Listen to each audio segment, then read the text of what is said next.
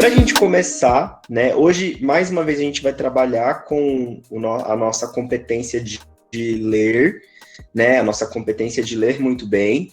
Então, já eu vou projetar o nosso texto de hoje que a gente vai ler, mas antes, eu vou para a primeira pergunta que eu coloquei lá de gatilho, tá? A primeira pergunta que eu coloquei de gatilho é: que riquezas naturais existem no nosso país? Quem responde essa, para a gente começar? Eu.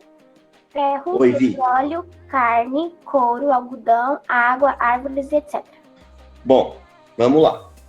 A Vitória falou, então, de várias riquezas que tem no nosso mundo, né, no nosso contexto, na nossa atualidade. E agora, a gente vai começar, então, a nossa atividade de leitura. Nesse capítulo, você vai conhecer um pouco sobre os antigos reinos africanos que se estabeleceram na região do Sahel.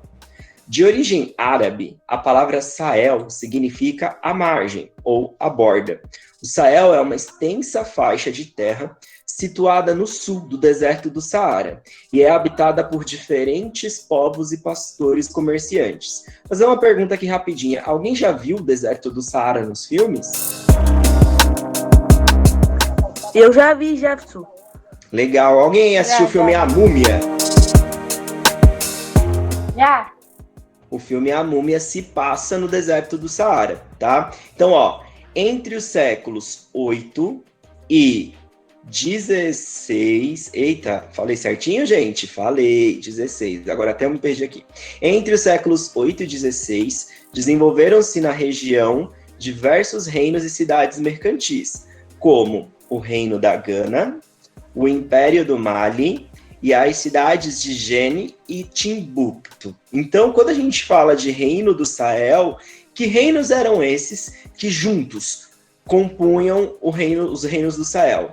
É o Reino da Gana, o Reino do Mali, o Gene e Timbuktu, tá? E ambos ficavam numa região só da África, o deserto do Saara. Tá?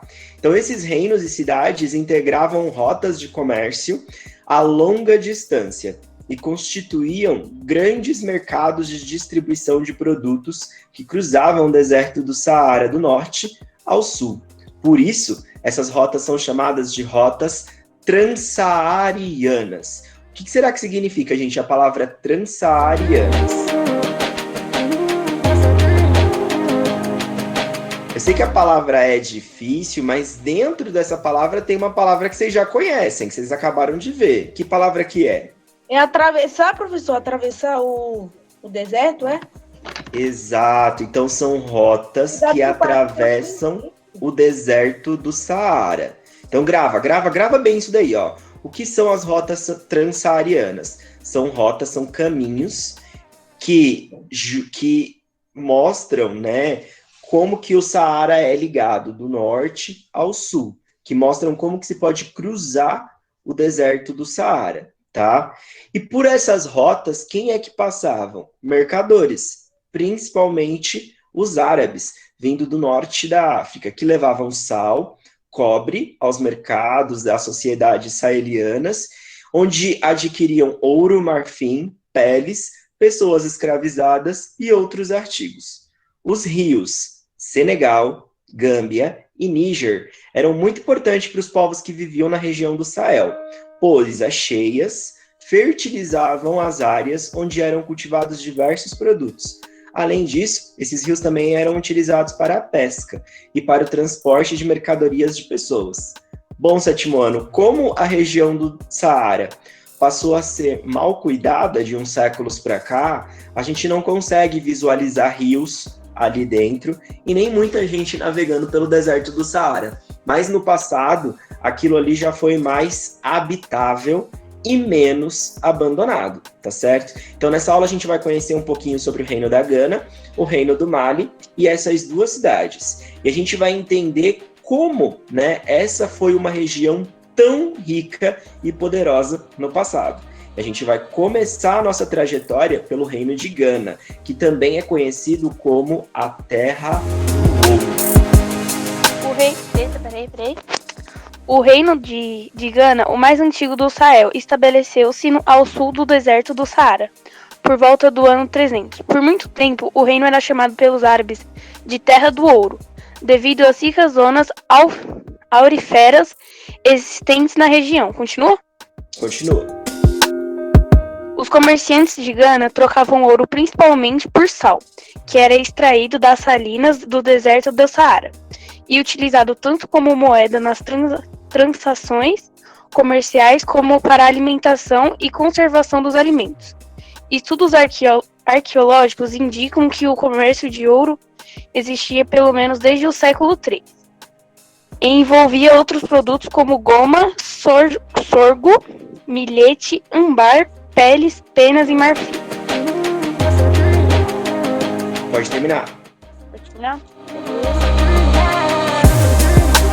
O centro comercial do reino era a cidade de Combicele, que apresentava características urbanas desde o século IV e atingiu seu esplendor por volta dos séculos 7 e 8. A cidade chegou a abrigar uma população de 20 mil pessoas e pode ter sido uma das capitais do reino de Gama.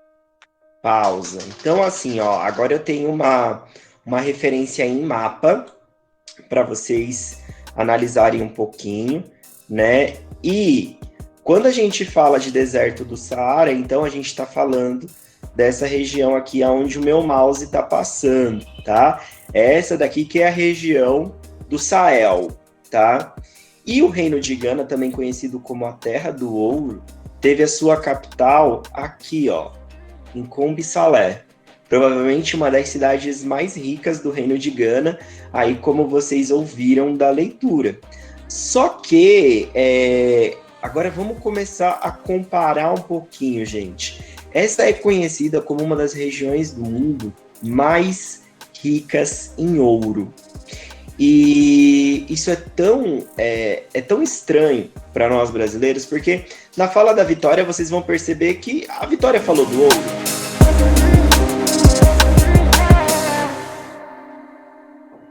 Não. Por quê? Porque ela esqueceu? Não foi porque ela esqueceu. É porque no território brasileiro, gente, é muito raro você encontrar ouro. Ouro é um negócio que tem valor hoje na praça, na rua? Não, é mais o dinheiro. Mas assim, se você achar um colar de ouro, colarzão lindo de ouro, 18 quilates, você consegue uma boa grana com ele? Sim, consegue. Então imaginem que ele ainda é um dos metais mais valiosos do mundo, só que a gente tem escassez. Imagina que os ganeses, no passado, tinham isso em tanta fartura, e tanta fartura que os talheres deles eram feitos de ouro, as roupas deles eram pintadas a ouro, os pratos onde eles comiam, os vasos onde eles colocavam flores, onde eles colocavam comida, tinha detalhe de ouro nas mesas, tinha detalhes de ouro nas portas. Eles conseguiam fazer com que o reino todinho fosse trabalhado a ouro. Da mesma forma que a gente usa madeira para fazer as coisas, plástico para fazer as coisas, eles usavam ouro no passado, de tanto ouro que se tinha nesse lugar. Nossa, queria eu. Sonho viver num lugar assim?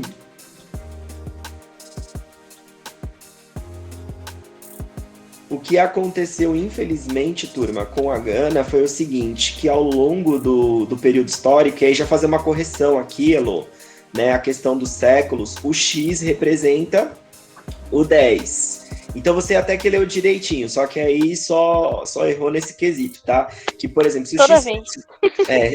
Se o X vale 10, aqui em vez de ser 4 é 9, né? Aí aqui é 12 e aqui é 13, tá? O 5, agora... o V que é 5, né? Isso, o V que vale 5. Eu deixei... Eu deixei que você tava super à vontade na leitura, eu falei, não, deixa ela aí. Aí o que começa a acontecer nesse período aqui? Uma intensa invasão na região de Gana e uma intensa exploração do território dos ganeses. E é isso que vai fazer com que todo esse ouro se perca no passado, tá? Bom, eu vou voltar agora a uma das perguntas gatilho de hoje. A pergunta gatilho é a seguinte: qual é a sua religião? E qual é o seu contato com essa religião? Quem é que vai responder? E professor, e quem não tem uma religião fixa, tá ligado? Porque eu acredito em Deus, tá ligado? Mas eu não tenho uma religião.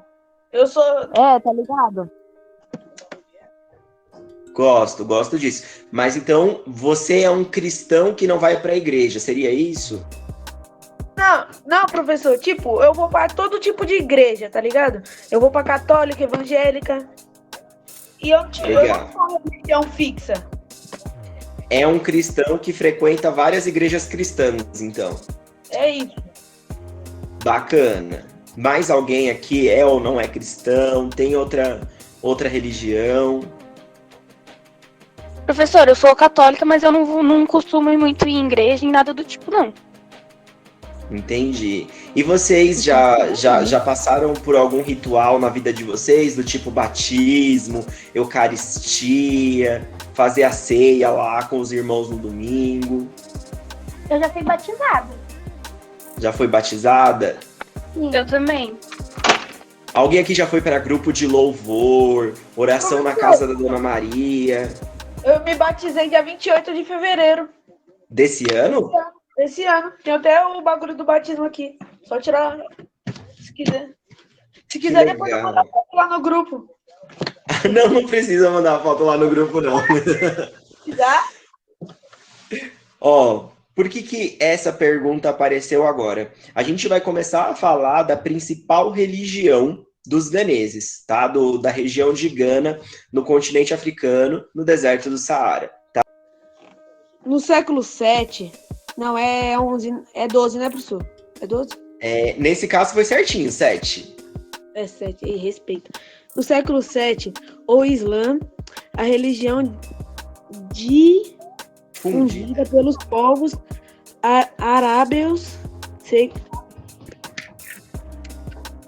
Pode continuar, professor? Pode, todo seu. Seguidores do profeta Maomé. C570, C562. Alcançou o norte da África, principalmente por meio da conquista militar. Após se difundir pelo norte, a religião foi levada para o Sahel, desenvolvendo-se no reino de Ghana por volta do século XI, por intermédio de mercadores arábios e liderados religiosos islâmicos vindo do norte. Os maraboutos. A nova religião encontrou o maior número de adeptos entre os funcionários da corte e os intelectuais que assessoravam o rei, chamado de Ghana. Além disso, a escrita árabe passou a ser utilizado na administração do reino e nos negócios. A religião e a cultura islâmicas contribuiu para fortalecer o poder real de aglutinar diversos povos sob o domínio do reino de Ghana, como tuargues, malaquias, fulas, tuculores e soninques. Como isso, o Islã transformou-se em uma religião do Estado, ainda que o próprio Ghana não tenha se convertido e muitas crenças e rituais tradicionais tenham se mantido na região. Muito bem, muito bem. É louco? Eu vou oprimido na leitura. Eu vou destacar da leitura do Rian, que o Rian conseguiu trazer pra gente que os ganeses, eles eram divididos em grupos. E aqui no texto tem alguns exemplos de alguns grupos que juntos compunham o grande reino da Gana. Então os grupos são os tuaregues, os malinques, os fulas, os tucolores e os soniques.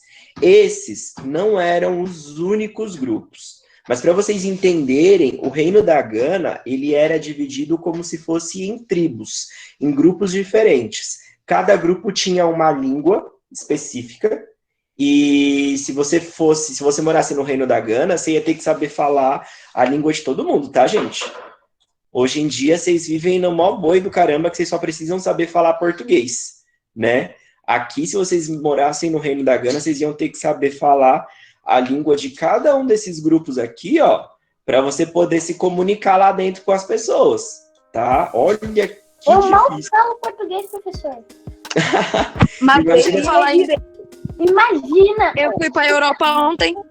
Você foi pra Europa ontem, menino? Você é louco, Marcelo é rico, professor. Eu recebi Bom, lá na e tia aí- e falei, lá. Ela não respondeu. Oh, meu Deus. E aí, o que acontece? Na leitura do Rian, ele mostra pra gente que o islamismo, quem não tem esse nome no caderno anotado, anota que é importante, o islamismo, né, que é uma religião do Oriente, da região árabe, ela chegou até o continente africano. E como que essa religião foi parar lá? Através dos comerciantes árabes.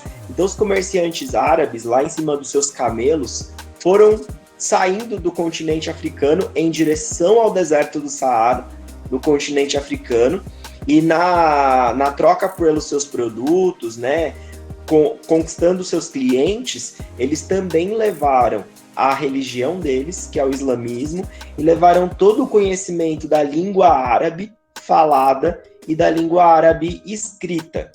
E o rei de Gana, que na história é conhecido como Gana, né? Eles não chamavam o rei de rei, eles chamavam de Gana. Então, agora a gente está vivendo a era do Gana Marcelo. Aí o Gana Marcelo morreu, vem o Gana Rian e toma o reino do Gana Marcelo. Então, ao invés de Quem é usar... seu soldado?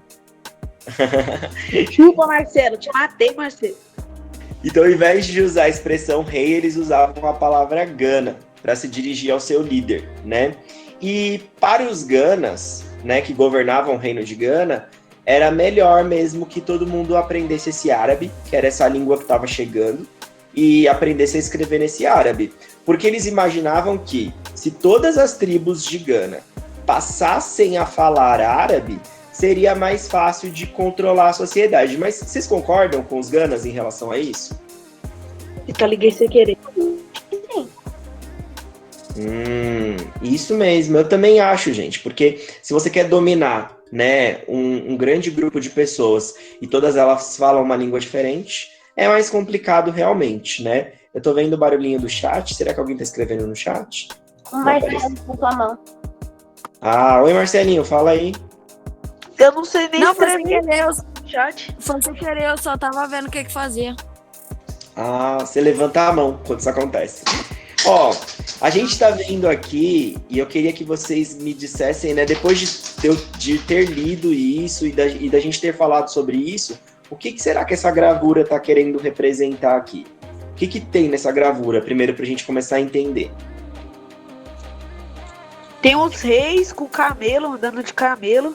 Certo, Calma aí. deixa eu voltar lá. Aí. Aí tem uma mulher dando filho, parece, dando filho pro rei.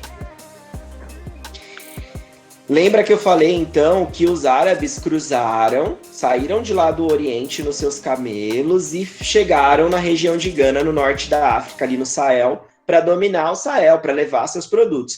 Então, quem seriam aqui as figuras em cima dos camelos? Sei lá, o filho dele. O povo árabe, É o povo. É. tá? O povo árabe. Então, guardem bem essas informações aí, tá? Então, como que a religião islã chega no continente africano? Chega através de quem? Dos árabes, que através da prática comercial deles, né, iam de camelo até o deserto do Saara, né, até a região de Gana, e levavam não só os produtos para vender, mas também levavam o conhecimento árabe. Deu para entender? Deu. Então agora a gente vai deixar um pouquinho Gana de lado e a gente vai se focar no Império do Mali, que é uma outra região cultural ali do deserto entre os séculos 13 e 16, na mesma região onde se desenvolveu o reino de Gana, floresceu também um império mais rico e poderoso, o Império do Mali, que era habitado por vários povos, os Mandingas, ou Malinques. Eram um grupo principal e falavam a mesma língua do povo de Gana.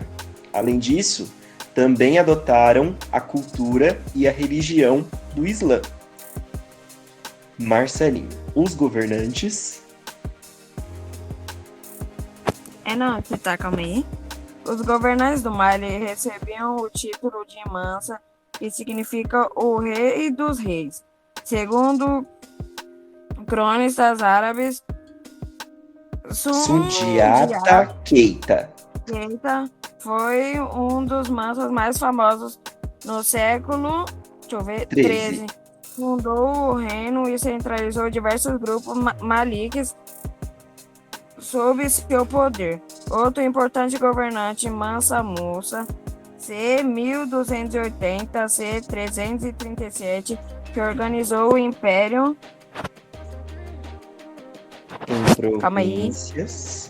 em províncias, estreou os laços com o Egito e ampliou a extensão do reino Mansa Musa. Também fez uma peregrinação à Meca. Em 1324, carregando pelo seu deserto ouros e presentes, sua viagem foi relatada nos Atlas catalão, o Abraham Cresques, publicado em 1375. O comércio. O controle das rotas transarianas e conversar taxas sobre produtos como ouro, sal, escravo, marfim e nozes de cola. Eram fundamentais para a manutenção do Estado da corte do Mansa. Com as taxas cobradas, o imperador obtinha o cavalo para exército e cobrava tecidos e artigos de luxo como forma de demonstrar o seu poder. A população em geral não era favorecida pela riqueza do comércio transariano, exceto pelo sal, indispensável na sua alimentação. Os súditos viviam em vilarejos, habitando casebres feitos no barro.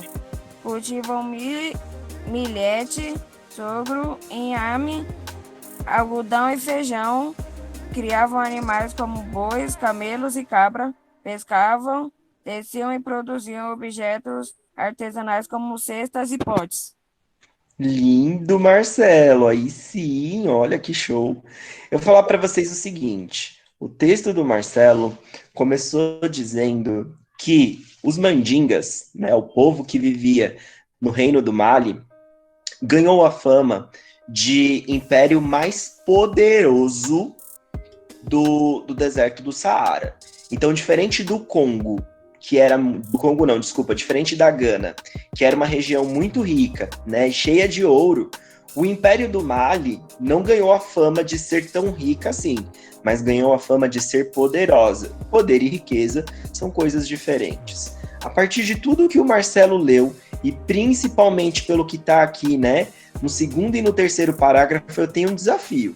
Eu quero que alguém tente me explicar o porquê que esse império ficou tão poderoso e ganhou essa fama de ser poderoso.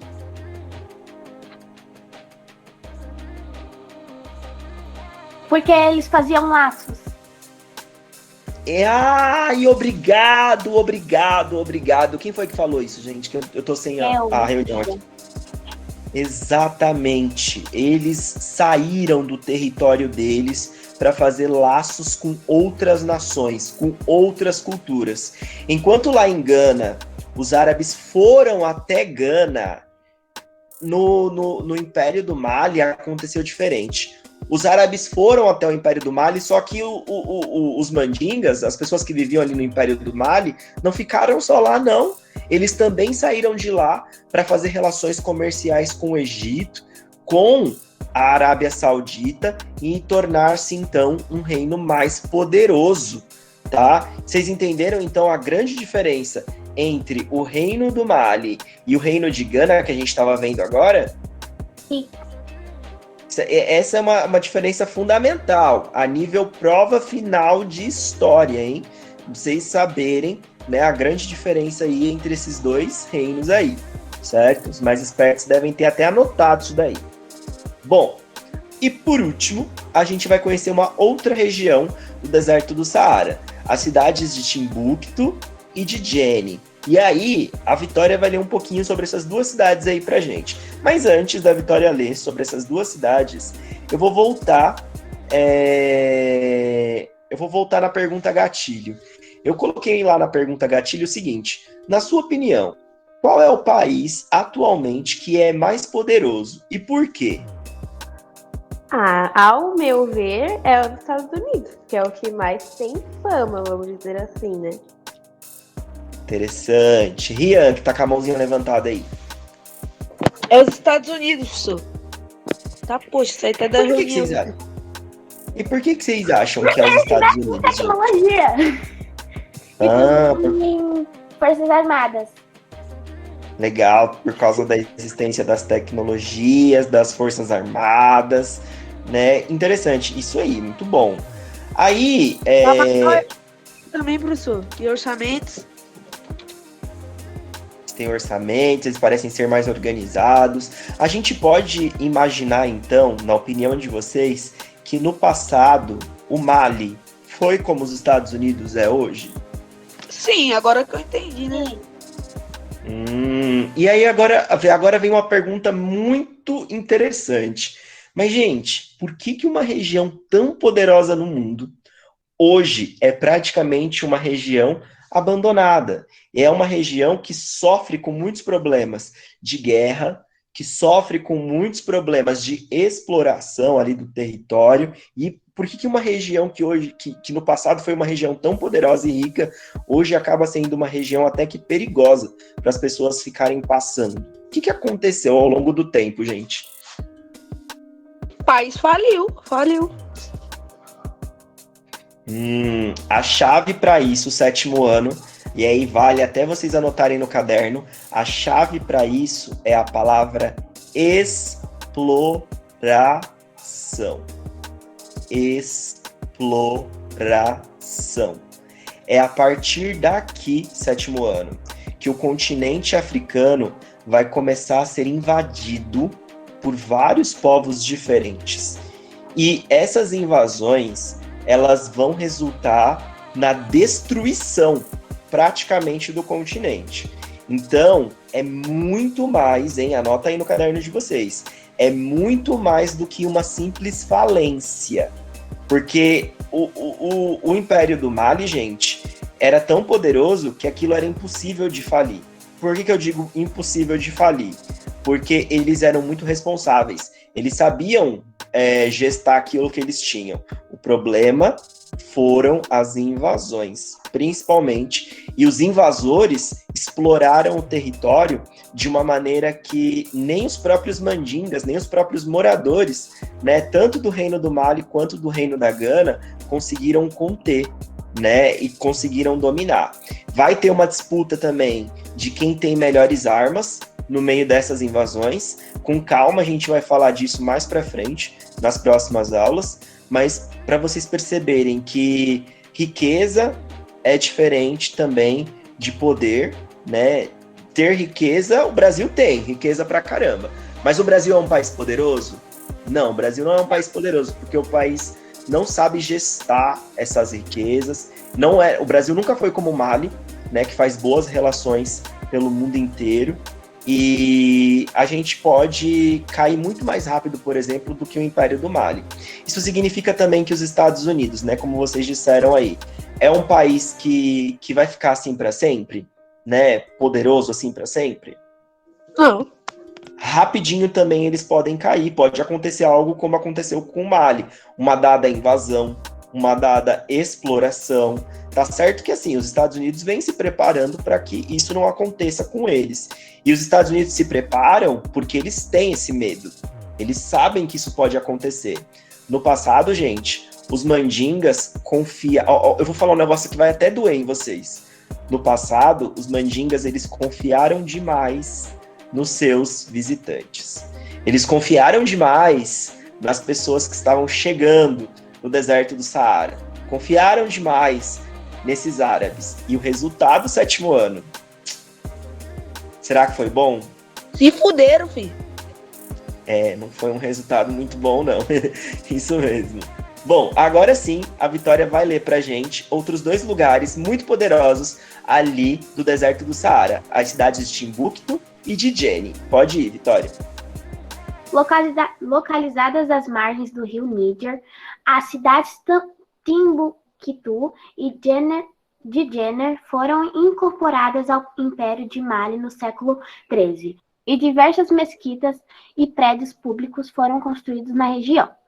Sob o domínio do Império do Mali, a cidade de Timbuktu se tornou um ponto de encontro de intelectuais e estudiosos que vinham de vários lugares do mundo árabe. A Universidade de Sankore, por exemplo, fundada por volta do século XII, formava com as universidades de Djingarai Ber e de Sidi Yahya, um importante complexo intelectual em Timbuktu.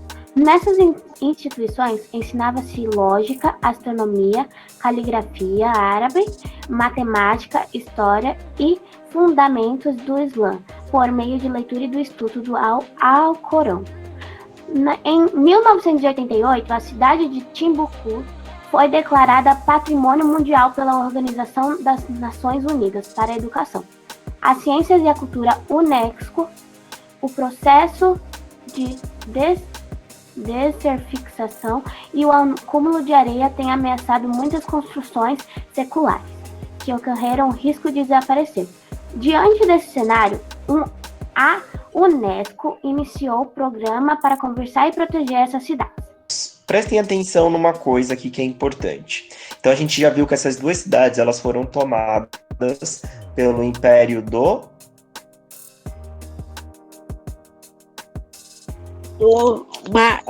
Não sei, Mali. Isso mesmo, Eu ia isso falar? mesmo. Muito bem, Império do Mali.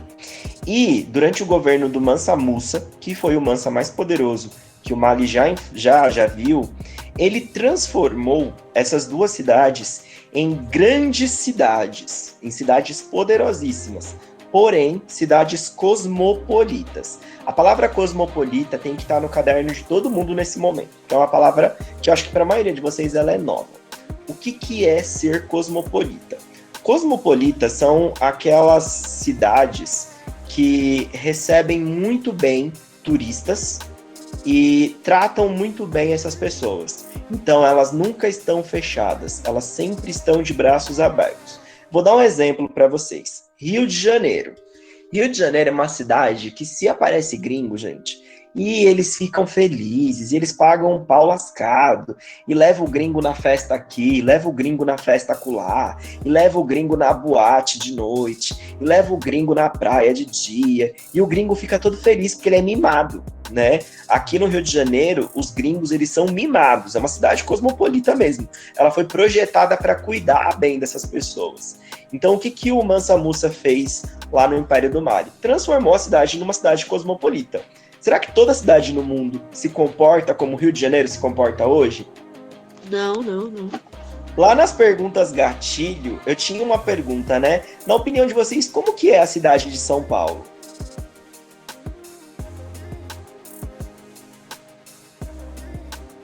De diversas formas, assim. Como vocês acham que é essa cidade onde vocês moram?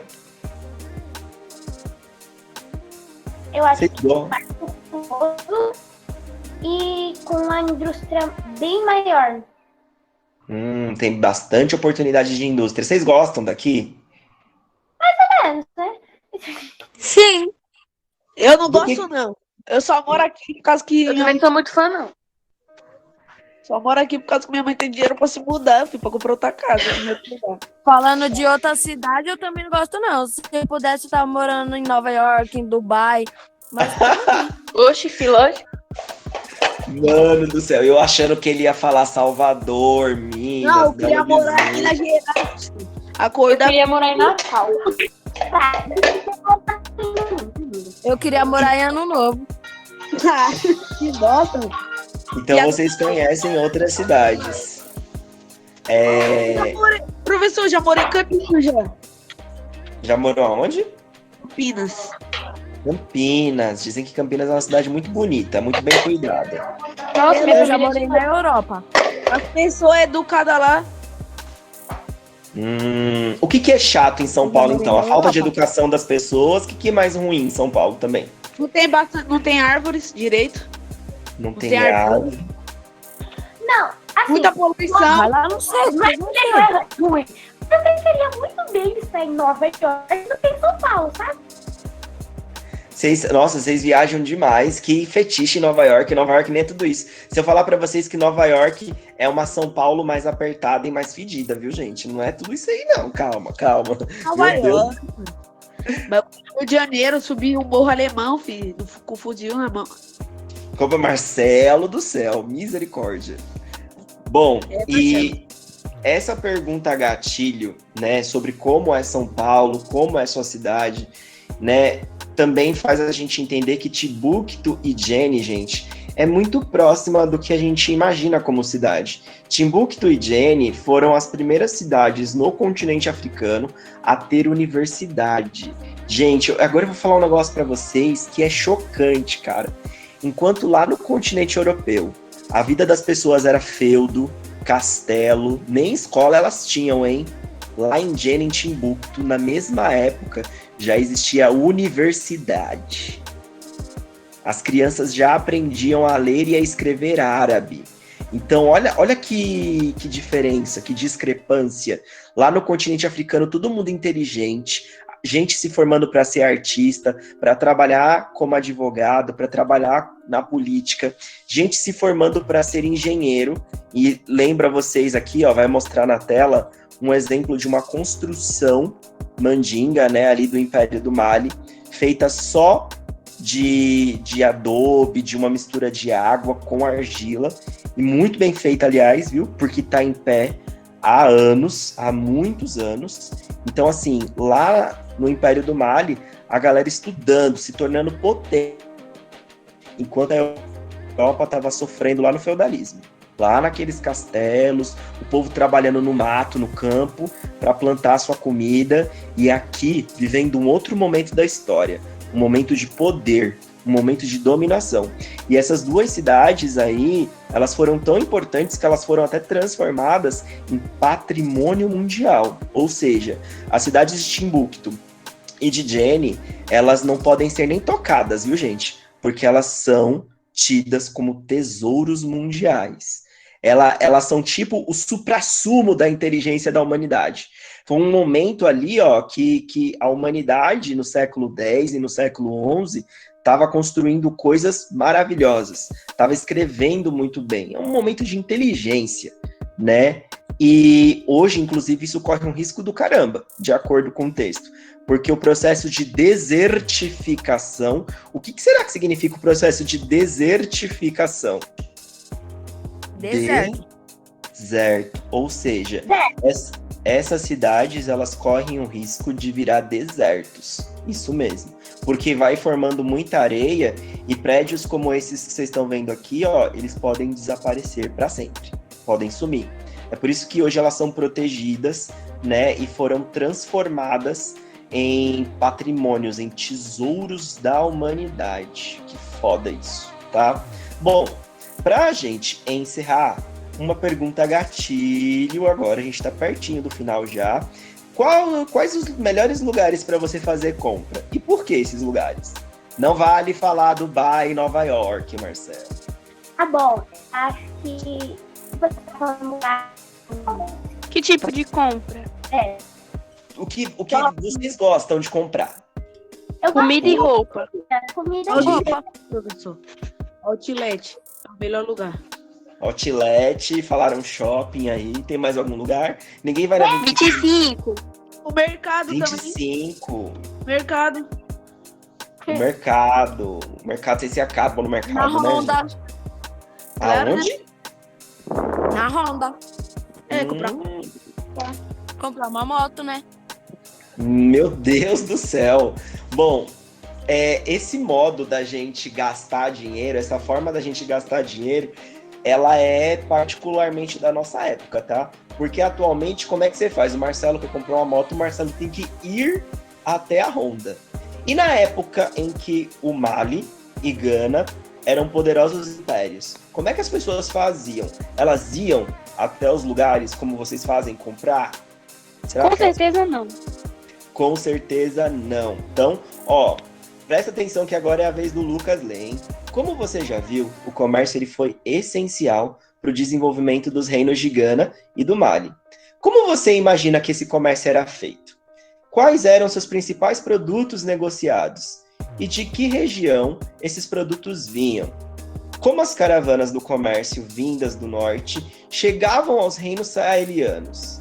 Bom, tudo isso pode parecer estranho, mas o deserto do Saara, situado numa extensa faixa no norte da África, cumpriu um papel muito importante na integração dos povos da costa do Mediterrâneo, do Índico, do Atlântico e da região do Sahel. Longe de ser um obstáculo, o grande deserto possibilitou o contato de diversos povos, especialmente com a utilização do camelo como meio de transporte. Então, gente, para a gente começar a pensar, presta bem atenção aqui, ó. Não eram as pessoas que iam até o lugar comprar, como vocês fazem hoje. Cada região do deserto do Saara produzia um determinado produto. E, através das rotas transsaarianas que a gente viu nessa aula, essas pessoas elas cruzavam de um ponto ao outro para ir para o outro ponto, trocar seus produtos por outros produtos. Vocês entenderam como isso funcionava? Caraca, que chave! Então vamos supor, eu tenho uma camiseta e o Marcelo tem um tênis. Eu tinha que trocar com ele para conseguir o tênis dele. Exatamente. Caraca, chavoso, hein? E aí, em determinadas épocas do ano, o Marcelo que ia até você, em determinadas épocas do ano, você que ia até o Marcelo, fazendo essas trocas comerciais.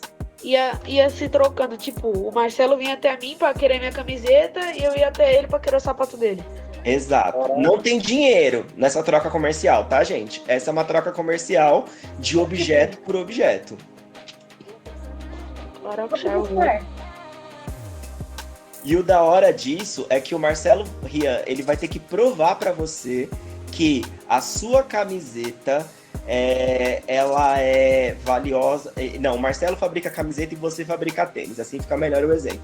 O Marcelo vai ter que provar pra você que a camiseta que ele fabrica, ela é boa o suficiente pra você querer trocar o tênis que você fabrica na camiseta do Marcelo. Então tem toda essa Então tem que discussão. ser, tipo, produtos do mesmo nível. Exatamente, com a mesma qualidade, tá? Caraca, Bom, chave. Como que essas trocas comerciais aconteciam? Então eles usavam um camelo, que era um animal resistente, né, para poder fazer essas longas viagens. E o camelo ele tem capacidade de armazenar água dentro dele, gente, por vários dias. Então ele é melhor que um carro, porque você bota a gasolina no carro, a gasolina rapidinho seca. O camelo não, o camelo toma água um dia, ele pode ficar às vezes 40 dias sem tomar água e ele continua lá, continua andando. Esses dias eu tava lendo um bagulho sobre camelo, tava sem fazer nada, tava lendo um bagulho sobre camelo. Ele tomou uma caixa d'água de água. Você é louco. Isso, mas ele armazena e ele pode ficar sem tomar água por mais de um mês depois disso. Eu tô ligado. Bom, depois que os camelos morriam, gente, eles continuavam sendo valiosos, porque a pele dos camelos era utilizada para fabricar roupa, para fabricar casaco de pele, bolsa, para fabricar objetos. A carne e o leite do camelo também, eles eram utilizados como produtos comerciais, tá? E o camelo também era uma garantia da pessoa conseguir sobreviver no deserto. Porque se de repente aconteceu da pessoa se perder no meio do deserto do Saara, ela sabe que ela não vai morrer nem de fome e nem de frio, porque à noite no deserto faz muito frio, tá? E porque é só ela matar o camelo dela. Ela mata o camelo dela e aí ela utiliza o camelo para ela se proteger aí, até passar um outro comerciante por ali e poder salvar essa pessoa, tá? Aqui na imagem vocês estão vendo uma caravana de camelos, tá? Então, como o Rian estava explicando aqui, ó, o cara da frente pode ser o Rian, por exemplo, com seus camelos, os produtos ali em cima do camelo, tentando cruzar o deserto do Saara para chegar até o Marcelo e vender aí um tênis para o Marcelo, né? E aí o Marcelo vai lá avaliar o tênis, vai adquirir o tênis, né, feito pelo Rian. As rotas do comércio transsaariano e transsaeliano. Prestem atenção agora na leitura do professor. O comércio transsaariano ligava várias praças mercantis e zonas de abastecimento, como as minas de sal do deserto do Saara, as regiões auríferas do Sahel e as áreas de extração de pimenta, noz de cola e florestas tropicais. Os terminais de comércio transsaarianos, localizados no norte, eram formados pelos portos mediterrâneos da África do Norte, como Tunis, o Cairo, o Argel, e por grandes cidades, como Marrakech, Sidi Limaça e Fez.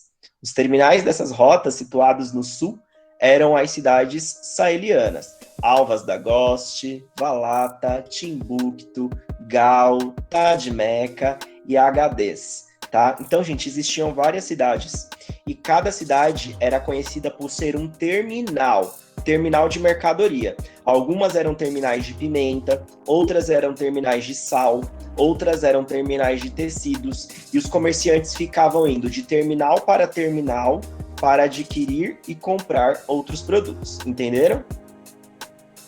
Entendi. Aqui no mapa, ó, vai mostrar para vocês agora, cada linha pontilhada rosa é uma rota, é um caminho. E vocês estão vendo os pontinhos pretos? O que vocês acham que significam os pontinhos pretos? É o local que eles têm que ir? Isso, exatamente, são os terminais, tá? Então aqui, ó, o terminal de Marrakech, né? Se eu quiser levar os produtos de Marrakech para Fez, eu tenho que sair de Marrakech, cruzar essa rota bem pequenininha aqui e chegar em Fez. Vamos supor que você chegou no terminal comercial de Fez, e aí os comerciantes falaram, eu fiquei sabendo que em Bilma eles estão querendo comprar os nossos produtos, vai lá vender. Olha o rolê, gente. Para sair de Fez e chegar em Bilma, você tem que cruzar uma rota do caramba. Você vai passar pelo meio do deserto. Quando chegar aqui é tão perigoso que você pode morrer aqui, certo? Talvez seja melhor você viajar até Trípoli, ficar alguns dias em Trípoli, alimentar o seu camelo, alimentar você e gerar recursos para você conseguir sair de Trípoli e ir até Bilma, que é a cidade para onde te deram a missão de vender mercadoria. Mano, na moral, ser comerciante no passado era tipo missão impossível o negócio. Era perigoso, ao mesmo tempo devia ser emocionante e era pra gente forte, né? Será que o pessoal que vende Jequiti hoje de porta em porta ia conseguir viver numa época em que vender era desse jeito? Só se tivesse uma bizinha com gasolina. Aí sim. Uma bizinha com gasolina ia bem, ia ajudar muito, tá? A gente vai ver agora quais eram os produtos, tá? Mais adquiridos e mais trocados no deserto do Saara. Então, ouro, tá? Esse era um dos produtos mais trocados e mais requisitados. A noz de cola. Professor, o que é noz de cola? Ela é uma fruta, tá? Ela é utilizada, né, em cerimônias e rituais. Ela ajuda a controlar o cansaço e a fome. Então, quando vocês estiverem cansados aí, ó, se tiver noz de cola ajuda. E a noz de cola, ela já foi adotada pelos povos muçulmanos para consumo próprio mesmo, né? Para fazer salada, para fazer rituais também religiosos, para fazer colar com a semente dela também. Então, ela era um artifício da moda ali na época. Outra coisa, gente, que era muito vendida e muito trocada eram pessoas. Como assim, gente? Alguém consegue me explicar por que pessoas vendiam pessoas no passado? Como assim, gente? Vender pessoas? Alguém consegue tentar me explicar isso? Vender pessoas para escravizar elas? Exatamente. Muita gente precisava de gente para trabalhar na horta, na lavoura, né? E aí o que que acontece?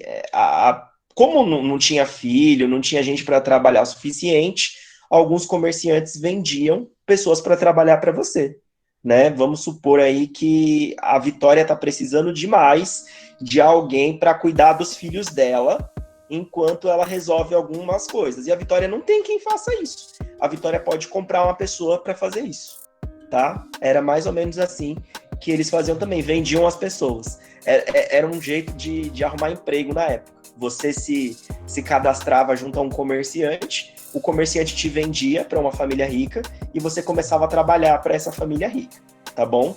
Ah, professor, mas era escravidão? Olha, a família rica tinha que te manter, tá? Porque se a família rica não te mantivesse, você poderia deixar de trabalhar para eles. Mas Tá será certo? que tipo, a pessoa recebia com isso? Casa, comida e só. Só isso? Só. Porque na época também não tinha muito o que consumir, né? Casa e comida já era meio que suficiente. Ah, então. Mas Então, tipo, assim, era por vontade era por Oi? vontade própria deles. Que eles A maioria das pessoas que eram vendidas, em alguns casos, eles faziam isso, né? Eu, por exemplo, eu resolvia me vender porque eu estava endividado. Eu não tinha condições de viver por contas próprias, né? Então, o que eu fazia? Eu falo assim, eu chego, Rian, é o seguinte, eu me disponibilizo, você pode me vender. Me pega aí para você e me vende para quem você quiser, porque sozinho eu não consigo me manter. Então, algumas pessoas, elas iam principalmente por conta disso, entenderam? Entendi. Isso não pode, gente, nunca, isso nunca pode ser igualado à escravidão que aconteceu no Brasil. Porque a escravidão que aconteceu no Brasil, ela era nesse modelo que eu apresentei para vocês? Não, nunca. Não, a escravidão que aconteceu no Brasil, as pessoas elas eram roubadas do seu lugar de convívio e elas eram trazidas à força para o Brasil, tá? Então é muito diferente disso que já acontecia dentro do continente africano. Eu já peguei gente falando que, mas os negros eles já se escravizavam na África, aí agora fica de mimimi porque era escravo no Brasil. Não tem nada a ver o cu com as calças, parceiro. São duas coisas diferentes, tá? Lá no continente africano, as pessoas se vendiam porque elas precisavam. E elas recebiam cuidado, casa e comida em troca disso. Aqui no Brasil, não. As pessoas elas foram trazidas à força e elas não tinham nenhum direito de escolha, tá? É sempre bom a gente saber diferenciar essas duas coisas aí, para que a gente não cometa os erros dessas pessoas, tá? Sal era um negócio muito valioso. Sal na carne, sal na água para subir a pressão de quem precisa, tâmara, passas. Professor, Oi. sal é tão fácil? Então, nessa época aqui, né, século X, século XI, só tinha sal no continente africano. As pessoas ainda não sabiam dessalinizar a água, que é um negócio muito fácil de fazer hoje. É só colocar, tipo, no fogo, querendo ou não. Colocar água no fogo, esperar. Hoje é muito fácil de salinizar, mas antigamente as pessoas não sabiam. E quem inventou a técnica de dessalinização foram os africanos. Foram eles que criaram essa técnica. E como ninguém sabia fazer isso no passado, os africanos ficaram ricos com essa ideia. Olha que da hora. Tâmara, que é uma fruta horrível, gente, eu já comi, pensa numa fruta amarga. Amarga, mas é uma fruta muito comum no continente africano e eles gostam bastante, tá? Outro produto muito bem requisitado, burros e cavalos. Mas não para cruzar o deserto, né? Para ir de um canto curto a um outro canto curto. Porque um burrinho no deserto, gente, não vai durar nem 2 dias, coitado. Coisas de metal e coisas feitas, né, artesanais. Então, colares artesanais, roupas artesanais. Então, como o Rian estava falando aí, ele pode ser um fabricante de blusa, né, e as blusas dele muito bem feitas, com detalhes a ouro, botões de ouro. Ele pode vender isso por todo o deserto do Saara, tá certo? Gente, o negócio do sal é tão interessante, né? A primeira região do mundo onde se descobriu produzir sal foi nessa região aí, foi no deserto do Saara.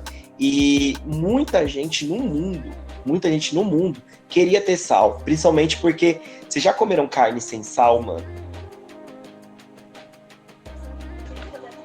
Eu já. Mentira, nunca comi. Não. Horrível.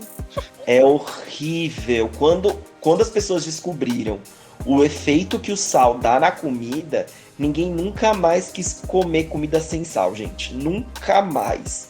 Então, antigamente as pessoas comiam tudo sem sal. Matava o coelho e do jeito que o coelho tava, assava o coelho lá e comia. Só arrancava a pele e bora botar pra dentro. Imagina. Eles comiam coelho? Porra, demais! Coelho, Meu cavalo, Deus! camelo. Comer gambá, professor. Exatamente. Oxe, caiu pra dentro é gol. E sem sal ainda, hein? Onde não tinha Meu sal. Deus!